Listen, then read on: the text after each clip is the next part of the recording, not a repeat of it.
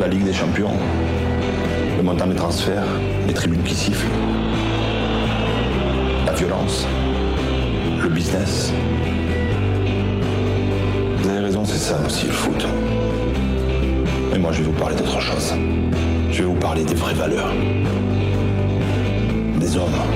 Look me in the eyes.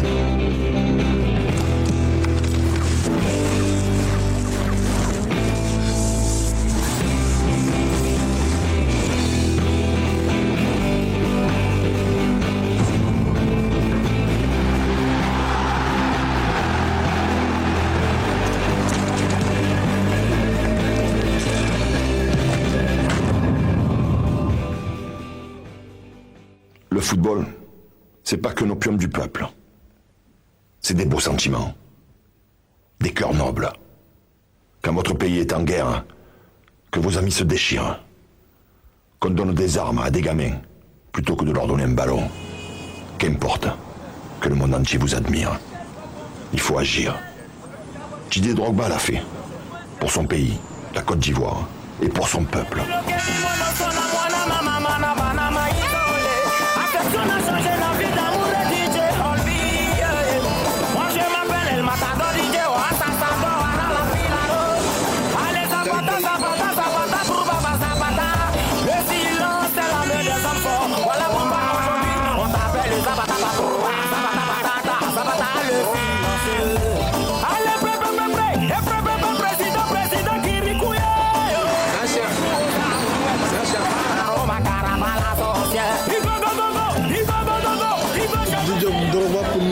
C'est un porteur de la paix aujourd'hui, à ce moment où nous parlons. Ouais, c'est un homme de paix et de réconciliation, puisque nous sommes sortis de la crise, donc nous sommes en réconciliation. On encourage pour qu'il puisse marquer beaucoup de buts, qu'on puisse aussi vendre beaucoup de maillots pour les Ivoiriens. Donc nous sommes là pour Didier Drogba.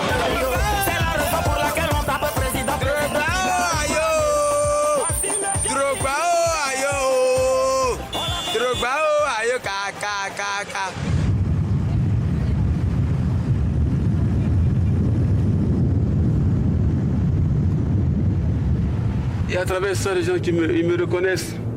Ils disent qu'on a beaucoup de traits. Le matin, je suis parti au Togo comme ça et puis je passais dans la rue. Mais il y a un Togolais qui a couru après moi. Monsieur, je dis oui. Il dit, mais je parie que vous êtes le père de Didier Drogba. Je dis, mais comment? Il dit, si. Vous n'allez pas me dire le contraire. Je dis, mais je suis le père de Didier Drogba. Didier, j'ai dit qu'il fait l'unanimité. Le premier ministre Bani l'a dit, il n'y a même pas 2 jours. Il dit la seule personnalité autour de laquelle il y a consensus, c'est Didier.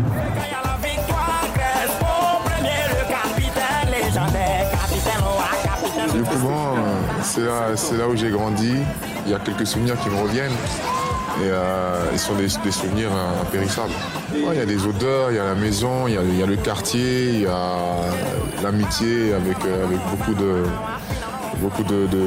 copains du quartier. On a grandi dans un milieu, disons, de pauvres. Mais on vivait bien, on était heureux, le minimum nous satisfaisait. Vous n'avez pas appris que c'est là où la guerre a chauffé le plus même. On dit ici c'est des Troubago. Ah, ça a trop chauffé ici.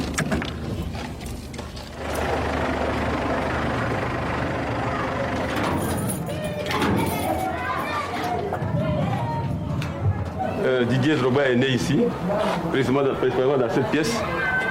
Voilà, c'est là qu'il est né. Il a grandi. Après ses 5 premières années de sa vie, avant de partir en France.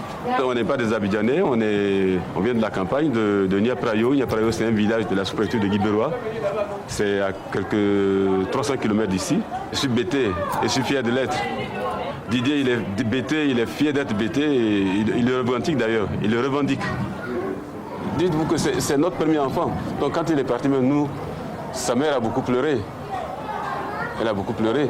Il a grandi en France, il a grandi avec mon petit frère, Goba Michel.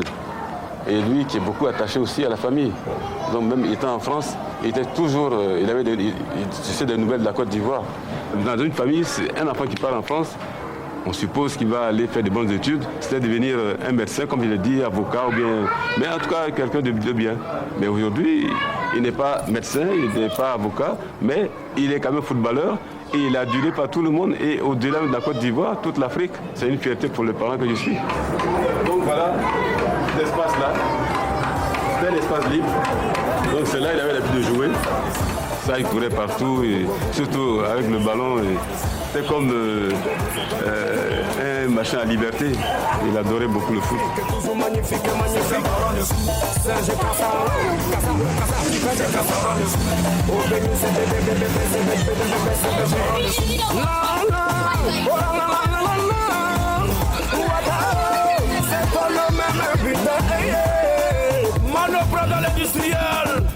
C'est resté ancré au fond de moi et c'est aussi...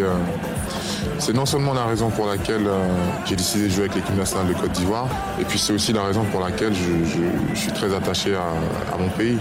Drogba, ses origines sont bété. Son père, sa mère sont de la région sud-ouest, donc comme Laurent Gbagbo. Donc on a pensé assez naturellement que Didier Drogba allait pencher du côté du régime de Laurent Gbagbo.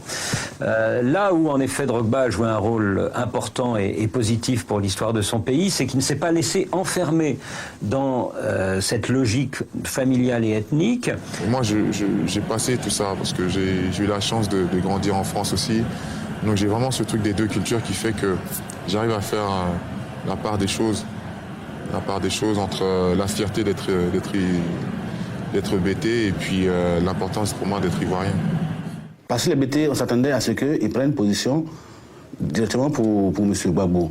Mais justement, je crois qu'il a oublié le côté bété pour être d'abord ivoirien.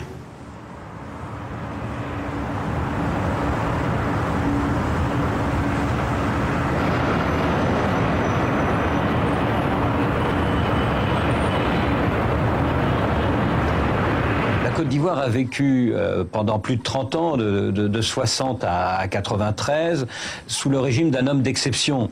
Le père de l'indépendance, c'était un homme qui transcendait tous les clivages politiques et ethniques, surtout ethniques. À partir de la mort d'Houphouët en 93, la Côte d'Ivoire est face à ses vraies réalités, à savoir que c'est un pays très divisé entre les Bétés du sud-ouest, les Baoulés du centre, les Dioula du nord. Jusqu'à 2002, aucun problème de fond n'est réglé, et à partir de 2002, les problèmes sont réglés de façon militaire, c'est-à-dire de la pire des façons. J'ai quitté la Côte d'Ivoire avec une certaine image. C'est-à-dire que c'était beau, les rues étaient belles, il y avait de la verdure, les gens étaient heureux. Et quand je suis revenu, plusieurs années après, j'ai vu un vrai changement. Un vrai changement, et c'est là en fait que j'ai commencé à me poser des questions. Le principal mérite de Drogba, c'est en 2005 d'avoir compris qu'il fallait dire quelque chose, fallait faire quelque chose.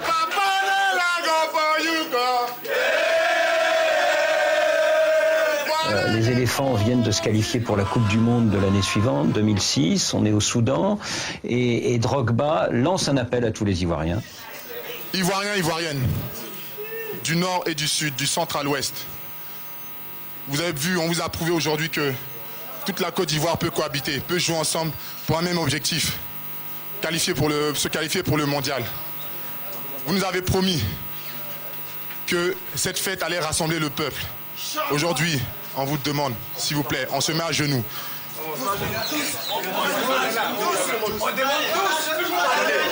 Pardonnez.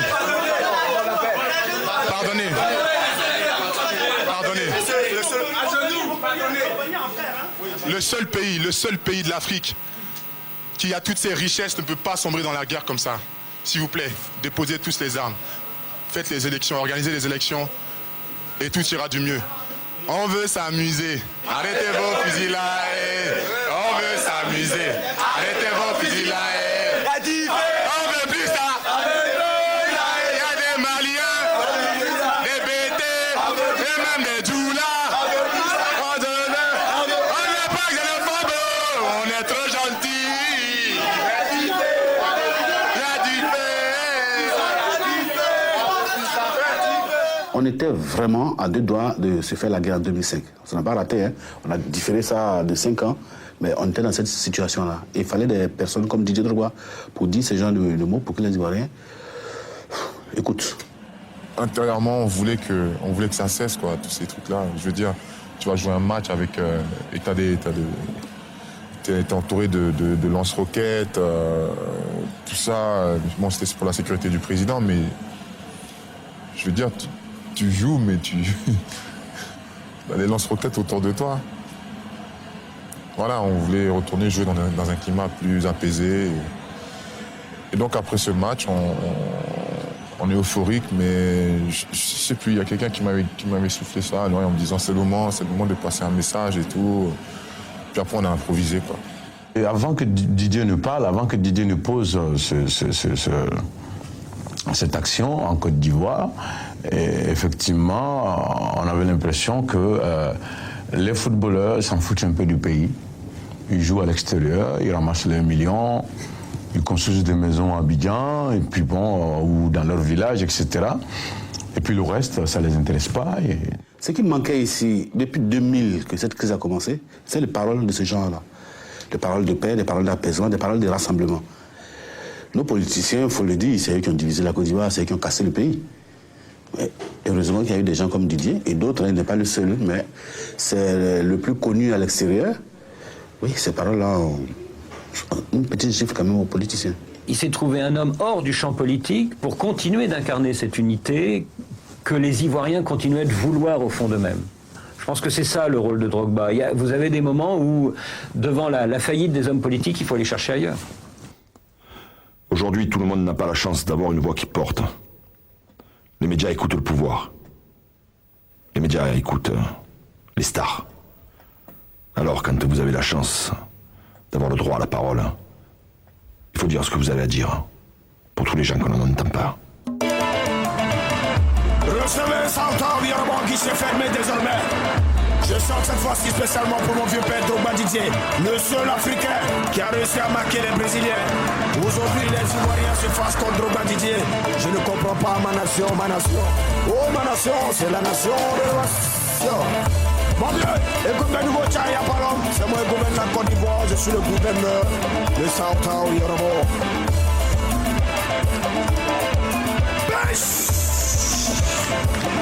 Si en effet il a réussi à rester au-dessus des partis pratiquement pendant tout ce parcours, c'est parce qu'il était en Europe, il était à Marseille, il était à Londres, il venait de temps en temps, mais il arrivait à s'en extraire et à se dire bon ça va quoi, j'ai entendu les discours des uns et des autres. Et puis il avait aussi, ce qui est intéressant, c'est qu'il avait le regard des Occidentaux sur la Côte d'Ivoire, qui était un regard tellement différent de celui des Ivoiriens eux-mêmes sur leur pays, qu'il avait cette double approche de son pays qui lui permettait de prendre ce recul important pour la suite.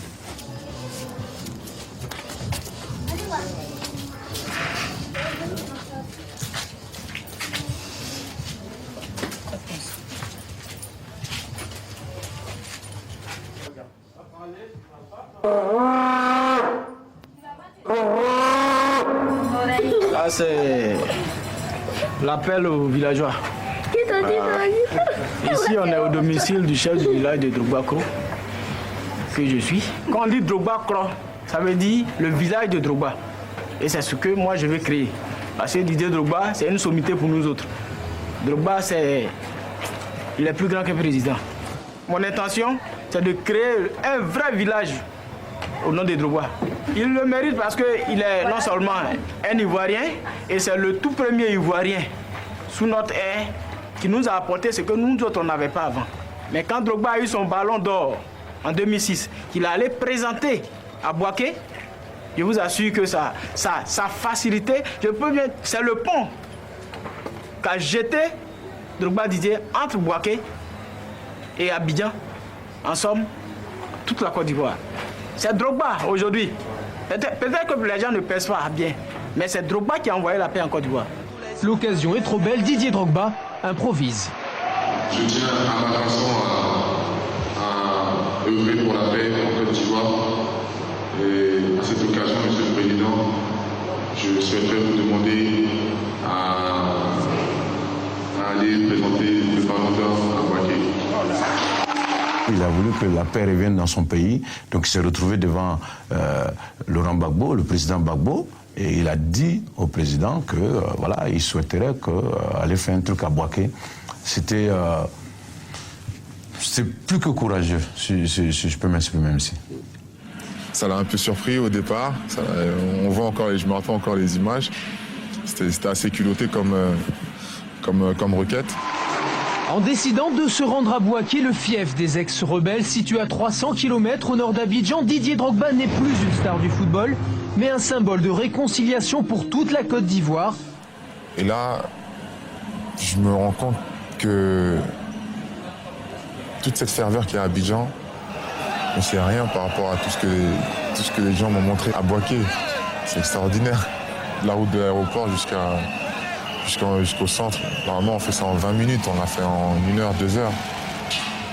Et tu avais des mères de famille qui couraient à côté de la petite camionnette dans laquelle j'étais avec le ballon d'or, qui ont couru pendant au moins 2-3 kilomètres. Donc là tu te dis, waouh, ces gens-là ont besoin de ça, c'est énorme.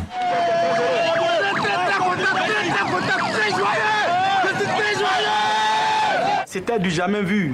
C'était du jamais vu. On dit qu'il y a la guerre entre Bouaké et Abidjan. Et lui descend avec sa coupe. Les femmes qui pleurent. Les femmes qui pleurent. Parce qu'ils viennent de voir ce qu'ils cherchent tant. La paix. Et de là est venue l'idée d'organiser ce match à Bouaké. Ça, ce n'est que le début. Au mois de juin, toute la sélection ivoirienne sera ici.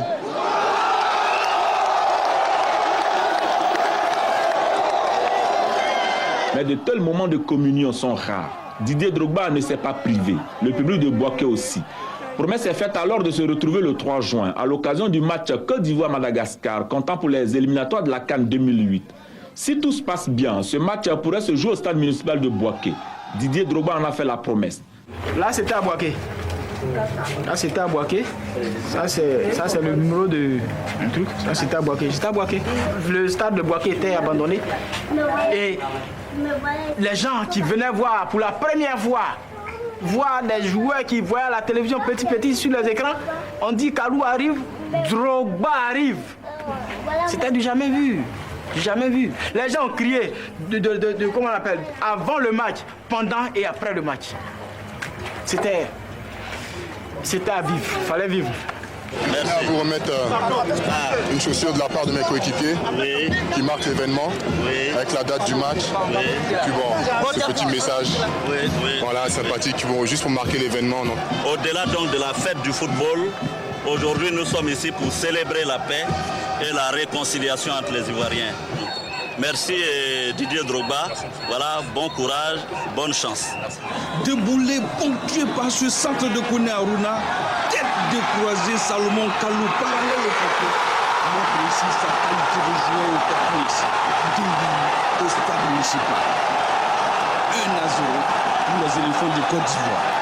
Là j'étais au match, mais vraiment je suis même sorti 10-20 minutes avant la fin du match. Mais je partais et puis quand il n'avait pas encore marqué. Le capitaine des éléphants va effectivement répondre à l'attente de ses nombreux fans et de fort belles manières.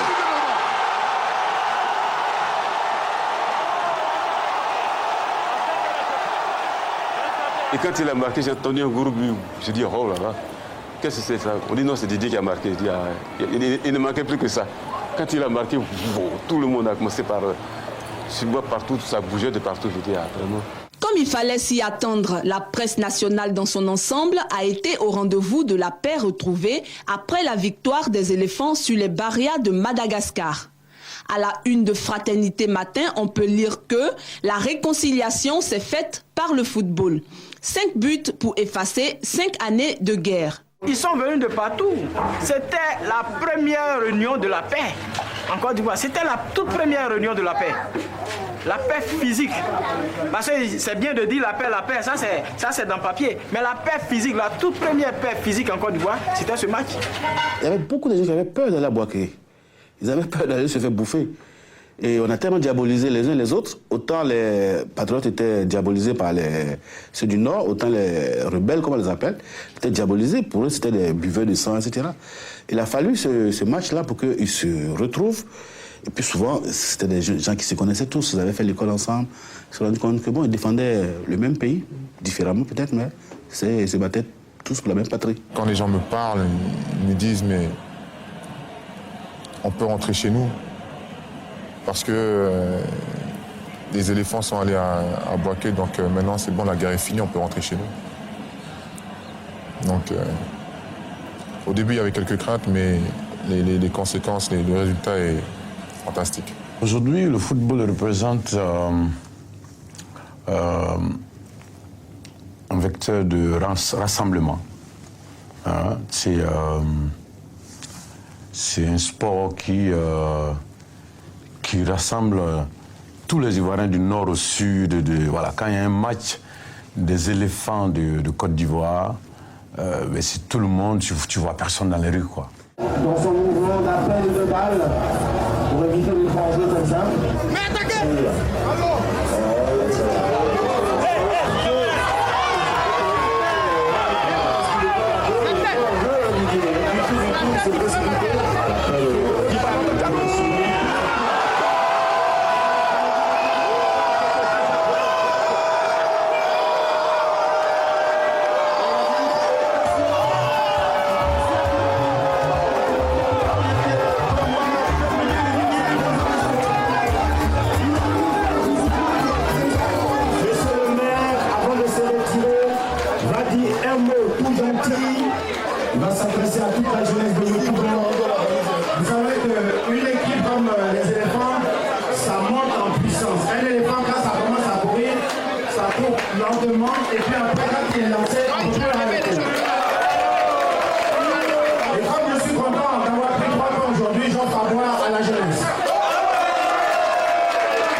Malheureusement, ce qui me gêne en Afrique, c'est que la politique, on ne fait pas de la vraie politique avec un vrai projet, avec un vrai projet, un vrai...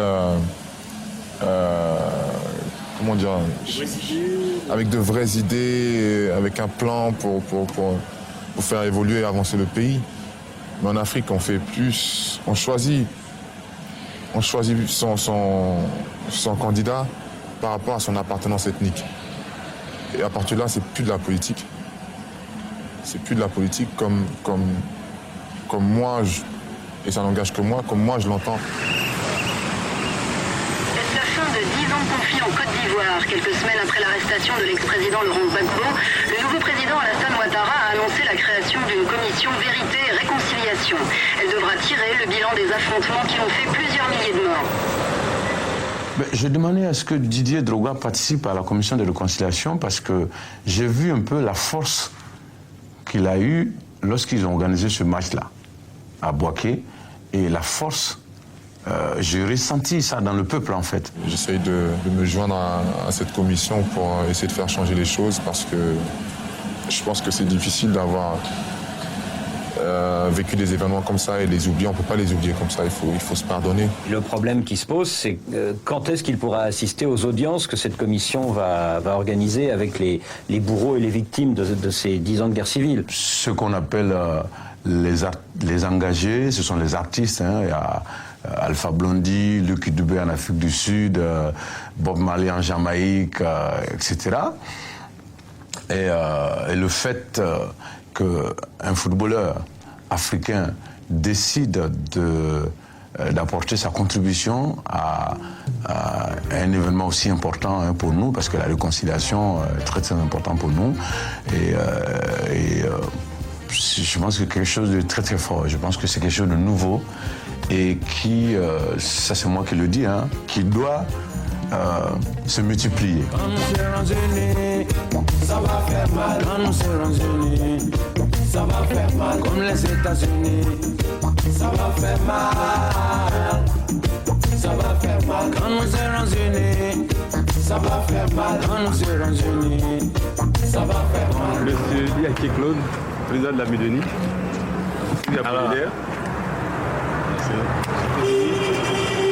André. Nous, on l'a connu tout petit. Personne ne pouvait même prédire qu'il allait jouer au football. Mais c'était un garçon poli. Son père, comme moi, son oncle, comme vous voyez là, on a joué au football. Donc Didier n'est pas sorti, comme il a si bien dit, il n'est pas sorti du néant. C'est une continuité. C'est pas pour faire du funambulisme, hein, mais ce qu'il dit là, c'est ça qu'il pense. Et c'est ça qui est juste. C'est pour ça que les gens le suivent, nonobstant leur beau politique.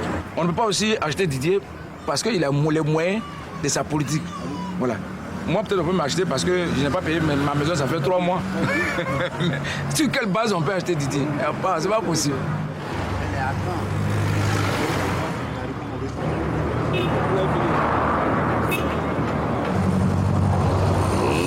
Je peux pas me taire, mais j'essaie de dire ce que je pense, tout en respectant chacun, tout en évitant de heurter les gens. Donc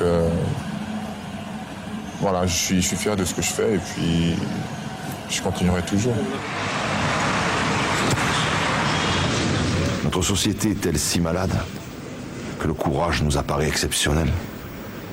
Marcher sur la tête des autres, écraser les hommes, c'est ça qui devrait nous choquer.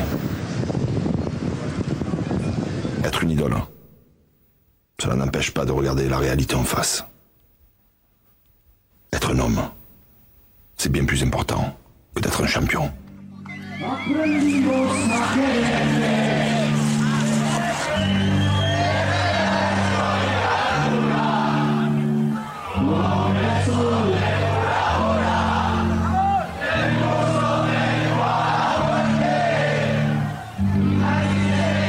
Oui, The King, respectueusement. Merci Didier. Ça me fait plaisir. Sois au chaud.